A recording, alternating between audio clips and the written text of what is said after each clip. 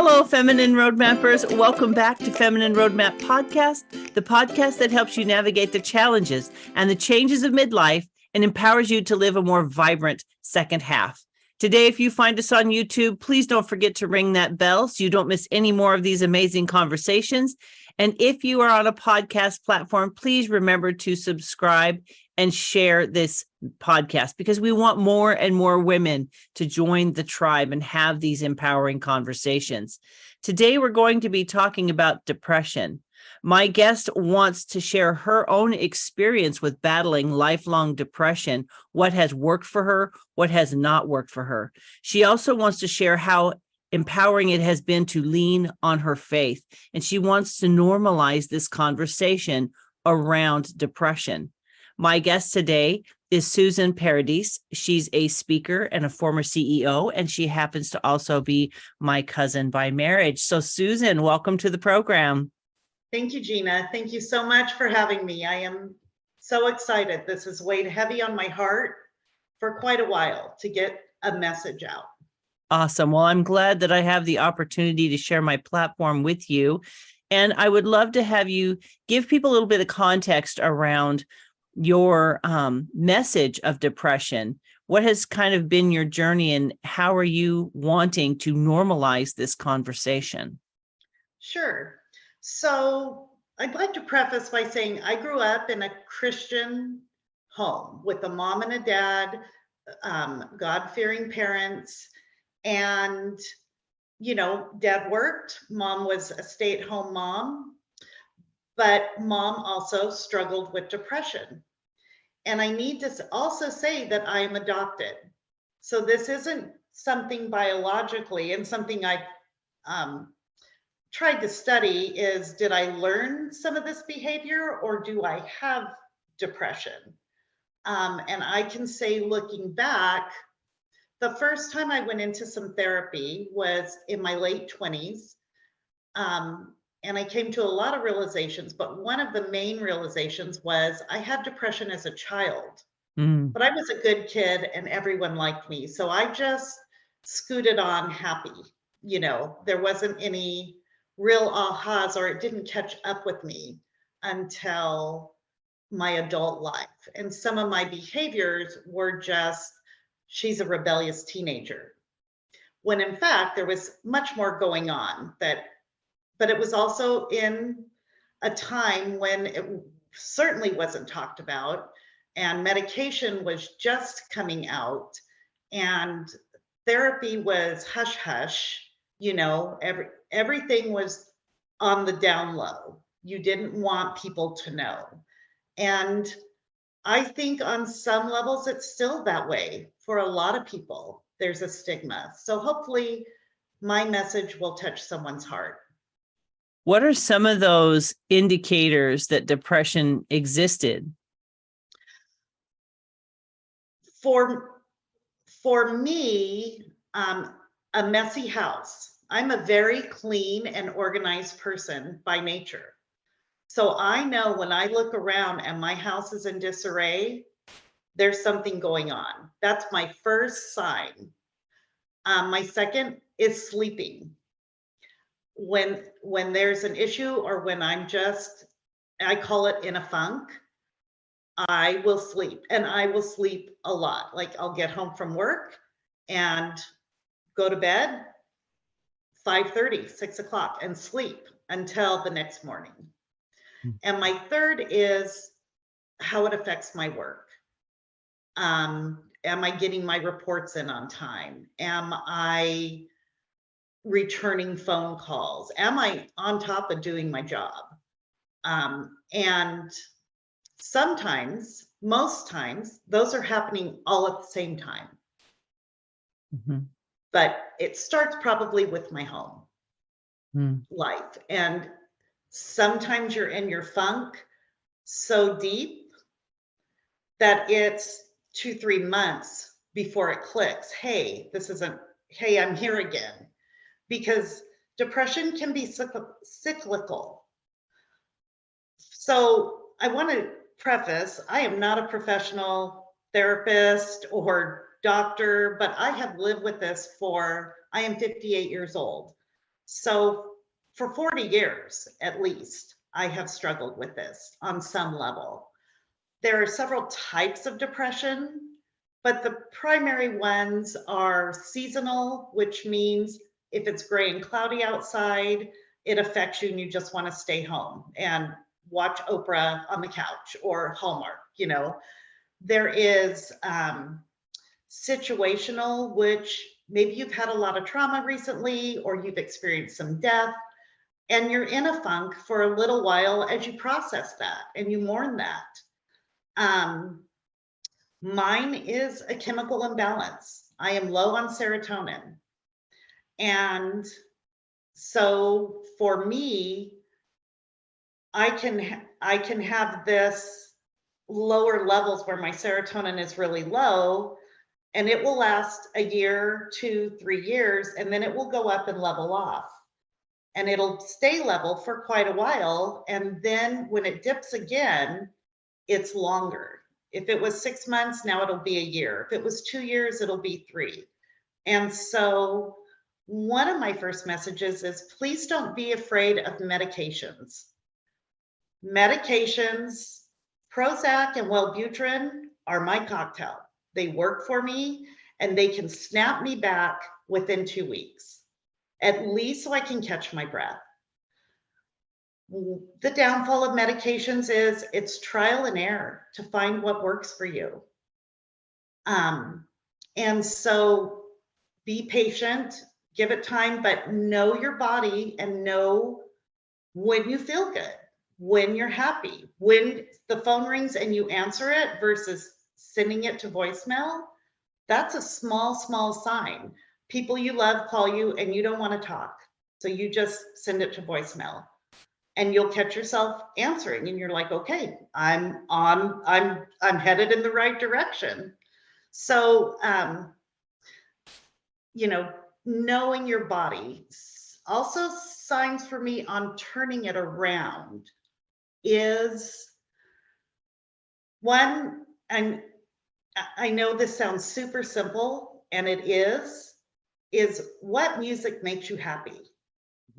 Put on music that makes you happy, which for me is classic rock 70s, Eagles, country hymns.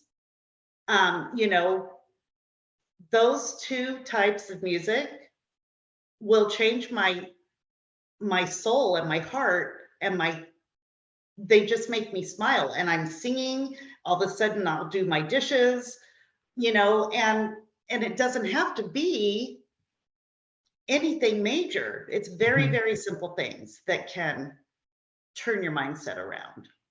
It's interesting how environment in terms of sights, smells, sounds, everything really does impact our mood. And it's hard, right? When you're not feeling it, it's hard to choose to do the things that will help you feel it. And there are times when you can't. So my mother, as I said, had depression and she slept all the time. And so we would go to school, she'd get up and get us breakfast. And when we got home, mom was taking a nap and we knew our chores and she had her routine. At 4:30, she would get up, start dinner. So when dad got home, we had family dinner and she went to bed. Now she was an amazing woman and she did a lot of great things, but she struggled with that. And so I feel part of my coping when I go to bed is something I learned. But that's just how it may not be, but that's what I feel. So, you know, it's been a lifelong study of staying ahead of the game. What I also have noticed is I've worked my way up from an administrative assistant or a secretary back in the day, as we were called, to a CEO of companies. And the higher the position, obviously, the more money, one would hope, but the higher level of stress. And so I still have not figured out if the stress causes the depression or the depression causes the stress, but it has in the past. The bottom line outcome is there have been times I've not made good business decisions. When, pardon me, I knew I was in a funk and I needed to walk away and say, I'm hitting burnout and I need to take care of myself. But I have work ethic and I want to do it and I want to do it well. So I am now very aware of that. And because I'll go 100% and more. And when I feel I'm at burnout, I'll say, I need to give notice. I'm very blessed that I don't have to, our family is not dependent on my income. And I had the opportunity to be able to say, I've served my time here and it's time for for me to move on, which means take a rest, get your bearings and get yourself healthy again, mentally healthy. Mm-hmm. It's really early on, you said to pay attention to your body. I think it's easy to get stuck into a place of, quote, normal behaviors when actually some of those behaviors are the kind of flags that you need to be looking for. So I think it's a good point to remember. It's not just your body, but your behaviors, right? Like what's your body telling you in energy, but what's your behavior telling you if you're not, because I think you can get into a zone and become a little bit numb if you're in that state. Am I right? You absolutely can. And your behaviors, it's interesting. There was a time in my life, behaviors can go a variety of ways. You can become hypersexual, which happened to me. It's different coping mechanisms. Obviously, if you're intimate with someone, there is a high there at some point, and that feeds that. So, that is something that I experienced. And it wasn't until later in my life that I realized what was going on, which then I just turned it to sleeping. Sleeping actually has always been my go-to, but there are behavior and you just go, go, go. You don't take care of things. You just want to stay on that high. And I won't say it's bipolar because there is a bipolar thing, but it's just not dealing with what's really truly going on. So, I was a single parent and the kids were involved in sports. I had to work, we did it all. And at some point you just can't go anymore. There has also been a time in my life when I was so low that my dad said, Susan, we're taking you to the hospital because you're not okay. And I immediately said, I'm fine. I'll be fine tomorrow. But they wanted to put me into, a 72-hour watch or a mental health hospital to get me on some medication because I couldn't pull myself out. But that was my wake-up call. Once he said that, I got up, I got outside, I went for a walk, and eating healthy for me, when I'm eating a lot of carbs and a lot of sweets, I'm in a funk or close to it. If I go to bed, I'm in a funk or close to it when my house is a mess. So quick ways to change it is music for me, get outside, get some sun, and eat salads, really, proteins and veggies. And I know it sounds odd, but for me, that works and it works quick. Recently I had a conversation with an Ayurvedic neurologist and she was talking about the brain gut axis and that connection. And it's just dawning on me how pivotal our gut health is to our emotional health. To your point of when you clean up your diet, it can help clean up your moods and your mind and help you get back on a healthy track. Right. Exactly. And For my type of chemical depression, like I said, it is cyclical. So I know there will be an end, but I also know when you're in the depths of despair, you don't see a way out. Even as much knowledge as I know and as many cycles as I've been through, when I'm in it, it's very real and very low. I used to think when I was younger, when people would commit suicide, how very selfish of them.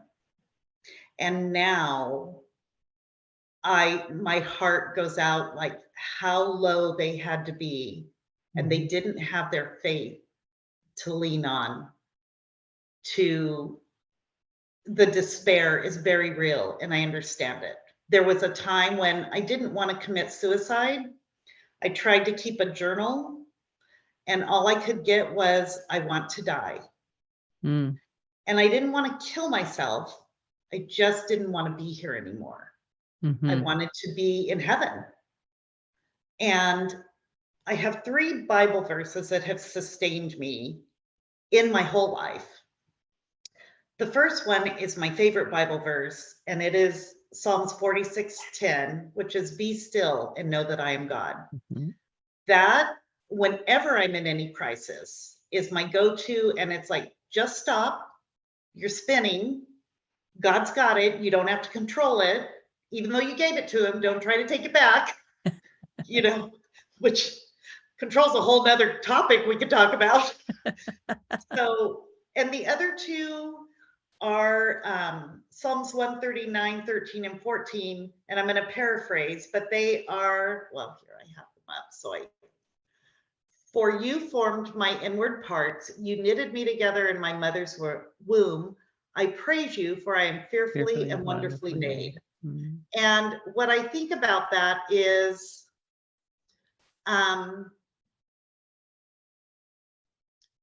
okay, I have depression. These are the cards I'm dealt. Depression is like diabetes. You are always going to have it. It may not, you can have it under control, but you're always going to have it. And once you can wrap your brain around that, you'll know you'll always need to take care of yourself. Now, God made me, and these are the cards I'm dealt, but he's there for me. And so I got to see it through, because he's not going to let me fail. And then my other go-to verse is, "For I know the plans I have for you, declares the Lord, plans for welfare and not evil, to give you a future and a hope." And that's Jeremiah 29:11.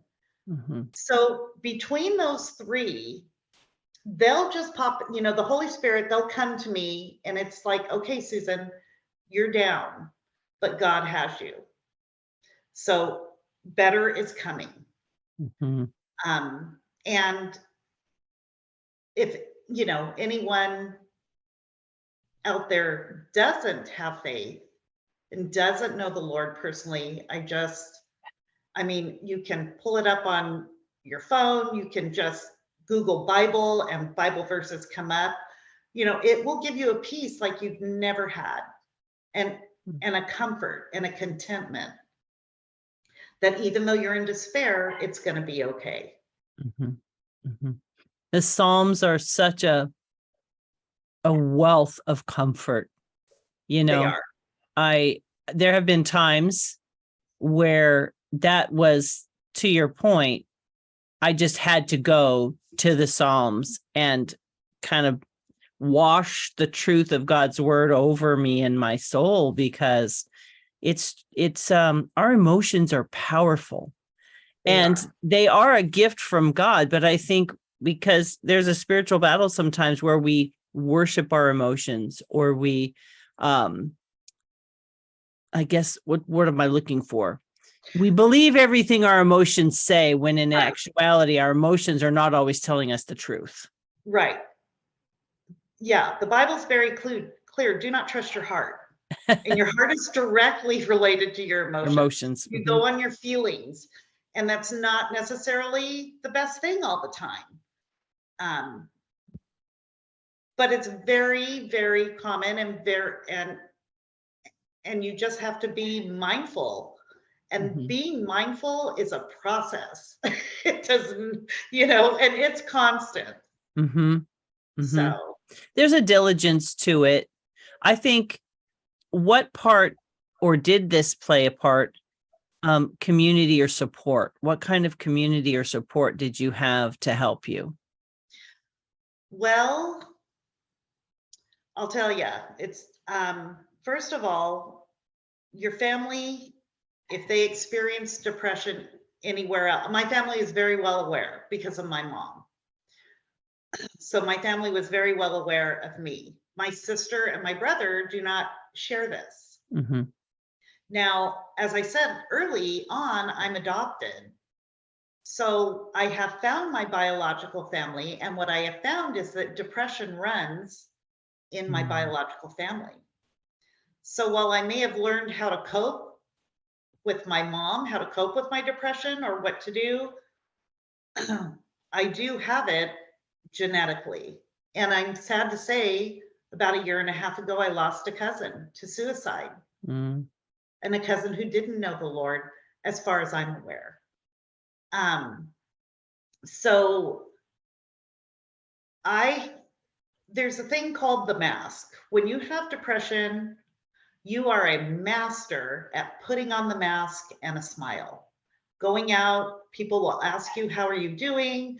Great, everything is great. You put the mask on, you do your hour or 2 hours, you go home, and then you're back in your funk. People with depression become masters at putting on the mask. And so if you don't share with your friends, I have depression and this is what's going on, they are not going to know how to help you. They are not even going to be aware. They are going to make an excuse like, oh, she's not feeling good. Oh, she's just overtired. Oh, she's working too hard. You have to share. And that's a fine line. If you share in your work, it can bite you in the rear, or there's that fear that it will bite you in the rear. Some people don't know how to deal with that. So I had 2 friends that I consider my best friends that know everything about me. And I would say, text them, I need to check out for a few days. I'll call you in a couple of days. And that let them know that I'm in a funk and check on me. I said I would call them, but check on me. And we came to that understanding. It is crucial that you find anyone you trust. And sometimes that's not necessarily a best friend. Maybe it's a pastor, maybe it's someone in your church. And trust is hard for me because I have been burned. When you share something personal and intimate and somehow it's used against you. There's very, very few people I trust other than God. And so that's really helped me in leaning on him and my relationship with him, because he is the true friend that I trust the most. Now, he doesn't give me answers in my voice like I would like to hear in my ear. Okay, Susan, get up, but he is there and I have that reassurance. I think that the mask that you talk about is when we feel that we have to perform a certain way to keep other people happy. Yeah. Like, I don't know, it's not always hiding. It could also be, I don't want anybody to be unhappy. I can bear this alone. Yeah. Right. I don't want anyone to know. I got this. I can do this for 2 hours and go to the event or out to dinner. And another sign there is if I'm canceling appointments because I can't pull it together, that's a sign that, okay, you need a little bit of help. I said earlier, don't be afraid of medications. there comes a time, or there has come a time for me when I needed to go off because I was plateauing. So between, if I'm down, I'll take it to get me leveled up and get going. And then then I start my walks again and, pull all my other tools that I've learned that work for me. But the medication gets me immediately out of the funk. Mm-hmm. And so I don't take them all year, every day, but I have them in my medicine cabinet and know they're there when I need them. Mm-hmm. I really personally try not to take medications for my health. I do vitamins and supplements, but medications I try to stay away from. However, if I need them, I'm going to take them. Don't be afraid of taking medications. They are there to help you. It doesn't mean you have to be on them for the rest of your life, but maybe it does. Wrap your brain around my depression is lifelong. And like diabetes, it's going to need to be monitored for your life. If you eat healthy, you don't have to take the diabetes medication, but you also need to be aware of it. Don't be afraid to share your thoughts, even if they're dark, with someone you trust, because someone needs to know where you're at. And you don't have to bear it alone. If you don't feel you have that person in your life, then you can give it to God. Even if you don't know him, you can say, God, I need help. And let me tell you, you'll get it and you'll be amazed. And maybe that starts your journey with the Lord. But losing the fear and being brave enough to say, I need help, I have this, it's okay. And if you lose people along the way because of it, you need to thank the Lord for that. And that is okay. Unhealthy people, you can weed them out of your life. Everyone is in your life for a season. Mm-hmm. So sometimes it's long, it's lifelong seasons. Sometimes it's a short time. There's a blessing there, either for you or them. Mm-hmm. But it is okay to share. It is okay to say, I struggle with this. It is almost a relief when you can say it out loud. And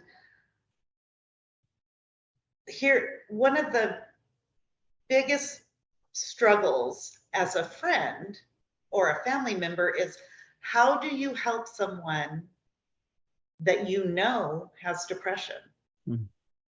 Most people don't want to get involved at all. They don't know what to do. They're afraid they're going to lose their friend. It is so, if you do some studying, most statistics on people who have committed suicide, their family members say, I never saw it coming. Yeah. I never knew. I never saw it coming. So here's some signs. If you see someone that is withdrawn and in a funk, and then all of a sudden they are organized and they are going to family events, people who are planners will line everything up to have it in order. So my best recommendation is take the risk and get involved. It is okay to say, I have noticed this and I am worried about you. Because if you ask someone, are you okay? They're going to say, yeah, I'm fine. That mask is going to come on. They're going to say, yeah, I'm fine. Everything's great. They're going to hang up the phone and go back to bed. So call out what you're seeing. Even if you're not seeing anything, but you notice a difference, get involved, because I would rather lose a friendship by saying, hey, let's take you to the doctor. Let's get you an appointment with a therapist. Let's go on a walk, because you're not yourself. take that risk to get involved in someone's life. If they get mad at you, they'll only get mad at you for a little while. They're going to get mad because you've called them on their truth. Mm. But my guess is they're going to cry and say thank you. A lot of people don't want to get involved. It's hard. Mm-hmm. It's personal. Mm-hmm. We're so wave at the neighbor, but don't ask any questions. Mm-hmm. So There's a bravery to that, I think, on both sides, isn't there? To put yourself out there and persist a little bit with people that you are worried about. There is a bravery and there's a risk. Mm-hmm. And it's emotional when you get involved in someone's life and they're struggling. There is an emotion that you carry, but it's okay to ask. But you never want to ask, are you okay? Because you are always going to get, yes, I am. You want to say, call them on it. Hey, you're not yourself. What's going on? Have a cup of coffee, sit and listen. And maybe that's all they need. Mm-hmm. I feel like sometimes we feel like we have to have a solution or answers. And if we don't have that, then we can't get involved. You know what I mean? And really, the greatest gift is the gift of listening. Mm-hmm. The ministry of presence. Just being present. You don't have to have any answers. In fact, it's probably better if you don't have an answer or a suggestion. I'm a problem solver by nature. So if someone comes to me, I'm like, well, you need to do this and this and this and this, But just to sit and listen and say, I am so sorry you are going through this. How can I help? I am so sorry. Is there anything you need me to do? Would you like me to help you, take you to get groceries? You can offer, but really you don't have to, other than asking, is there anything I can do? Because just being there, and most of the time they're going to say, I don't know what to do. Mm-hmm. I don't know what's wrong, because you don't. Mm-hmm. You just know you're tired and you just want off the merry-go-round, Mm-hmm. when you're in a funk. Sometimes what I like to do if I feel like someone's in a funk, I will, during the time when my mother-in-law was really unwell and all the boys were triggered and it was quite a journey, I would take my husband, Jeff. We live close to the mountains and there's a drive. And when you get on that drive, there's not a lot of cars. And we could stand up there and just look at mountains as far as you could see. Right. Ridges upon ridges. And I would be like, okay, take 10 deep breaths. And he would just kind of, I would drag him up to the mountains and make him take deep breaths, get somewhere that I know would minister to his spirit. And I think if you're close enough to someone and there's a place that will help them, just remove them from the environment. Right. It may not fix it, but it can be a step in a positive direction. Right. At least that's a strategy that I have used. And it does lower that cortisol level. And it does raise the serotonin because they're for him being in the mountains, it raises that positive chemical in the body. And so, it's just a suggestion that I've had to use many times over that 2.5 year period and following, actually, just to help navigate, because I think depression can be situational in that, like, grief can cause depression. Yeah. Chemicals can cause depression. And I think when we talk about depression, it's easy for people to want it to go away. And I think that's why this normalizing the conversation is important, to recognize that sometimes it's not going to go away. It's going to your point, come and go possibly, and it'll be in these waves. And I think if we're honest about it, maybe that'll make it easier for us to navigate it. Well, it can also become your norm, and you don't even realize it.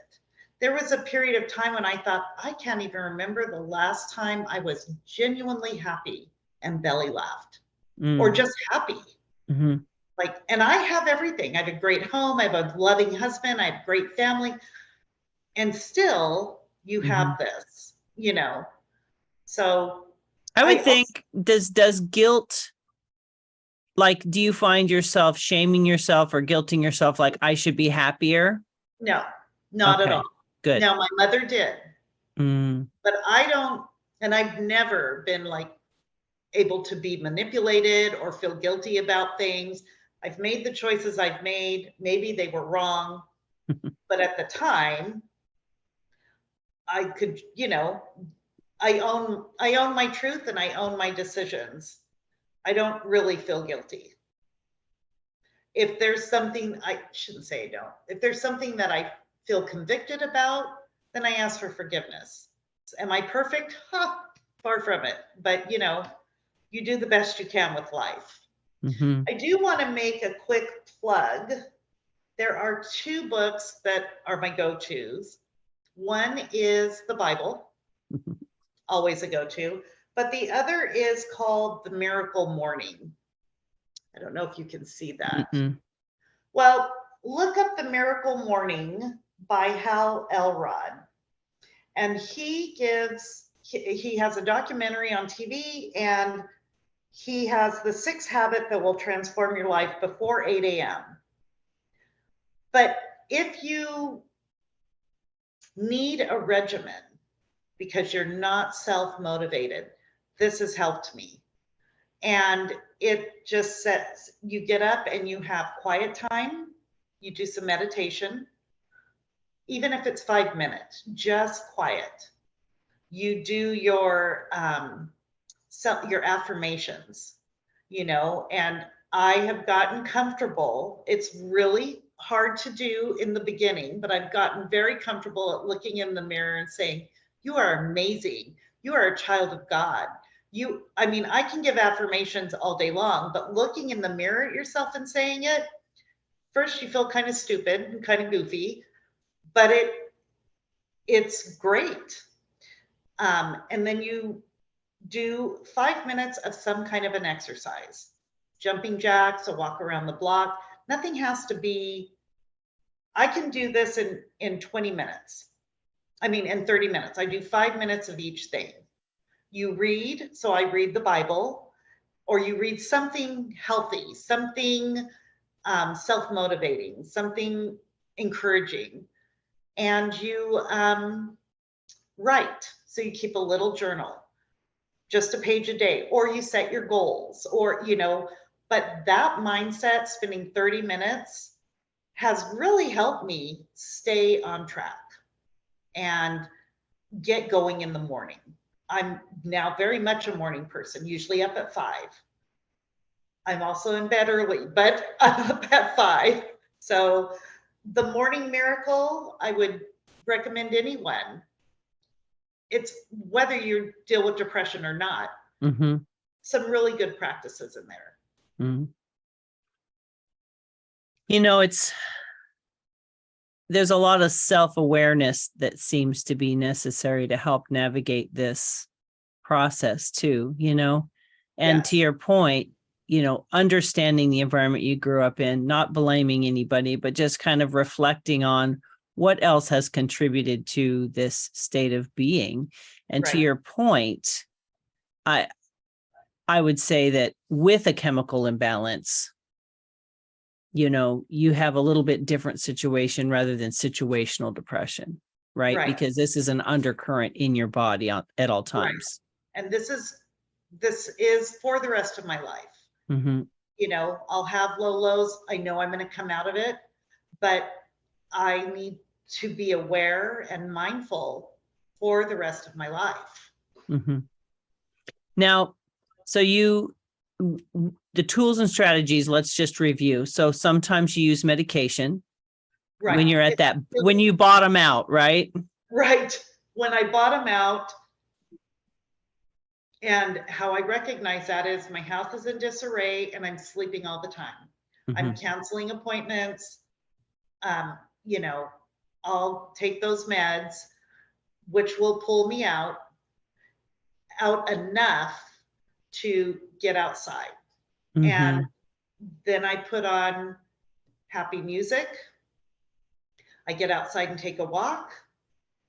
I know this is also going to sound silly, but I love babies, and snuggling a baby for me soothes my soul. So if I can find a baby, I will go hold one. That's all of my babies now are 6, 7, and 8, so it doesn't happen as much, but a baby soothes my soul. So how about a basket full of kittens or puppies? Oh, I would love that. Anything that just brings you joy and makes you happy. Music will change your mindset, almost immediately. It's the power. I was thinking, an idea. I have no idea if this would work, but volunteering at like an animal shelter and going and spending time with animals. I know a lot of people are really comforted. They are, and animals are very therapeutic. And even whatever it is you enjoy. So I enjoy just helping people. I enjoy baking. I had a company that I used to work for, and we had an event, and I helped on that committee put it together. And one of them said, "You should do this for a living." And I said, "Absolutely not.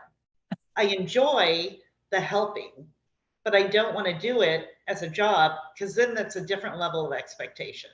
No matter how much money you make, it's not what I want to do for a living, Right. So finding your hobbies that you like to do. I knit and I make quilts, and I haven't done that, sat down and done that in years. So the little things that you enjoy that you haven't done in a long time. One thing that I think is really helpful that people may not recognize is doing something creative, a coloring book, a mandala. The mandalas are not for me. Those little details are stressful to me, but you give me a canvas and some paint and I can move paint around in the way that it feels. So like, I think art therapy is actually a nice resource for people as well. It is. And it's affordable. You can go to your Walmart and get a canvas and paints. You don't have to go to Michael's, where you pay double or triple, but you can.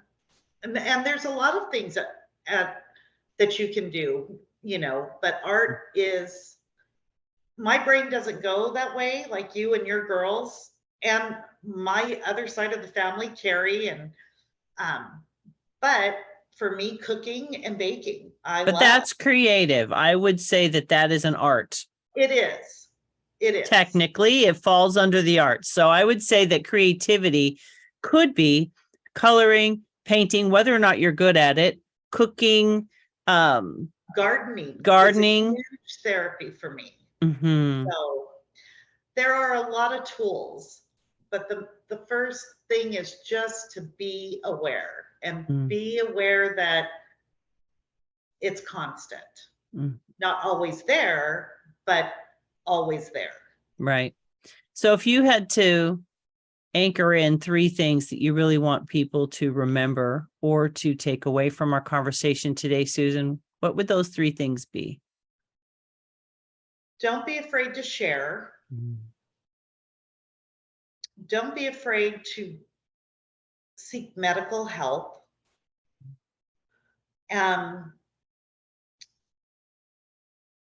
For me,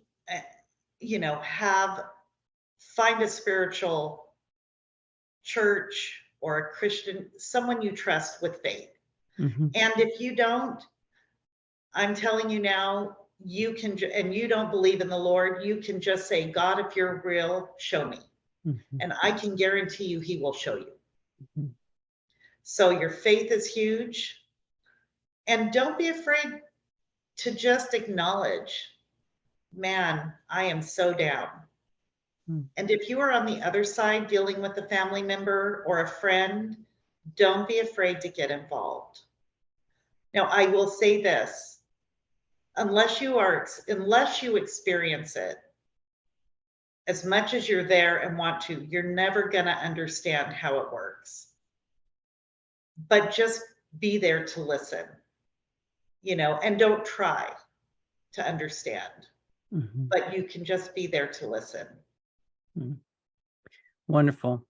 Well, Susan, I want to thank you so much for reaching out to have this conversation with me. It was so lovely to spend time with you, and I appreciate your transparency about this and your willingness to put yourself out there to begin to have more conversations around depression and making it a more depression literate world where we don't consider it something to be ashamed of, but we consider it something that can be, dealt with. So I really appreciate you and your courage for bringing this conversation to the table today. Well, thank you for having me. And if it touches one soul, we've done a good job. And if not, we've had a great conversation. Right? We got together, even though it was on Zoom. Exactly. Thank you again, Gina. No, it was totally my pleasure. Friends, today, if you find us on YouTube, you can look down below. I have some links for you to follow there. I will put the link to the book that Susan was sharing. And also, if you're driving and you go to a podcast platform to listen, you can head over to www.feminineroadmap.com/episode 344. And the links for those things will be there as well. Today, we have brought forward a conversation that, to be completely honest, has become a bit of its own pandemic. Depression, since the world turned upside down, has become a big part of a lot of people's lives. The stress and the fear and everything has really impacted a lot of people. And it has, I think, tapped into the emotional reserves of a lot of people. So there is a gentleness and a grace to this conversation that Susan is bringing forward today. And I would encourage you to consider what ways maybe you're in a little bit of a funk, or someone is in a little bit of a funk, and consider how we can help each other to get through to the other side and come to a place where we are at peace and not in a constant state of turmoil, because depression is a difficult place to be, and it's a very real thing. And we really encourage you to get the help that you need before you're not able to reach out. Take the time to hold a space for yourself and get the help that you need. Find the community, the one person, whether it's a therapist or a pastor or a trustworthy friend. Don't do this thing alone, my friends. Please take the time to do what you need to do to get the help that you need. And if you're someone who is not struggling, maybe consider being the person that is safe and helpful and the support for someone who is struggling. Thank you so much for being with us today. And if this message has helped you in any way, we encourage you to think of someone that you can share it with. We thank you for being with us. I look forward to sharing more inspirational messages, strategies, and people with you in the weeks to come. Take care, my friends. Bye-bye.